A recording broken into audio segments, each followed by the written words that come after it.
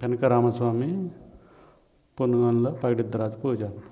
కాకతీయుల కాలంలో శిస్తు కట్టలేక ఇబ్బందులు పడి వీరమరణం పొందిన శ్రీ పైడిద్దరాజు పొన్నుగండ్ల వచ్చి వీరమరణం పొందడం జరిగింది.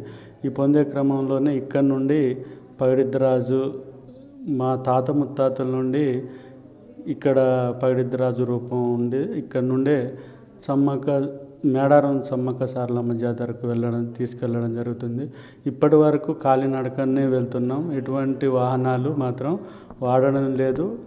ఈ విధంగా ఇక్కడ వీరమరణం పొందింది కాబట్టి పైడిద్దరాజు పొన్నుగండ్లలో పెనక వంశస్థులకు సంబంధించి కాబట్టి ఇక్కడ నుండి ఎక్కువ మొత్తంలో పెనక వంశస్థులు ఈ ఊరిలో ఉన్నారు కాబట్టి ఇక్కడ నుండి మేడారం వెళ్ళడం జరుగుతుంది.